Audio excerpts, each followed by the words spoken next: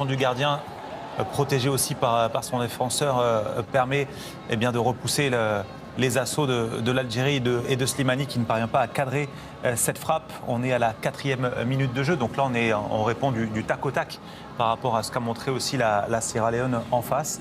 L'Algérie que l'on va retrouver 23e minute de jeu avec une frappe trop loin, trop molle pour essayer d'inquiéter l'adversaire. Oui, je pense que l'Algérie va falloir qu'elle se ressaisisse, qu'elle mette peut-être plus de détermination et d'envie, et surtout pour répondre au combat physique que leur impose cette équipe du Sierra Leone.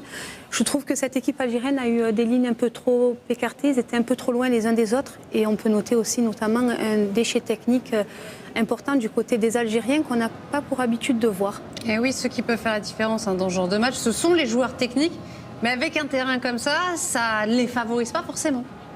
Non, c'est vrai que ça ne favorise pas cet aspect de jeu-là de l'Algérie qui notamment s'appuie sur une forte possession technique avec normalement un jeu de passe et beaucoup de mouvements, mais c'est vrai que le terrain est très mauvais. Mais au-delà de ça, je pense qu'il manque quand même un peu de concentration, d'envie et de détermination du côté des joueurs algériens. Et plus on avance, on a l'impression qu'ils sont énervés, donc ils rentrent dans une sorte de spirale négative. Donc c'est là que ça va être important à la mi-temps. Il y a une frustration, et regardez justement, John, cette image.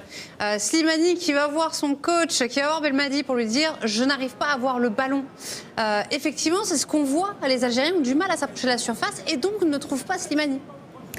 Oui, après il est peut-être un peu esselé devant, mais il y a aussi ce bloc défensif de cette équipe de la Sierra Leone qui est très très bien en place et qui essaie de laisser très peu d'espace entre les lignes. On voit un 4-4-2 défensif où tout le monde défend, et surtout ces deux lignes défensives, défense et milieu, où il y a très peu d'espace. Et après on voit aussi les joueurs algériens qui sont alignés devant et qui proposent pas grand-chose aux porteurs de balles. Donc forcément, de par le positionnement du bloc adverse et de par ce que proposent les joueurs algériens, ça va être compliqué de mettre en difficulté cette équipe-là.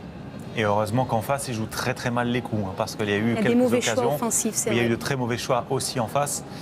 Donc attention à la seconde période. Voilà ce qu'on pouvait.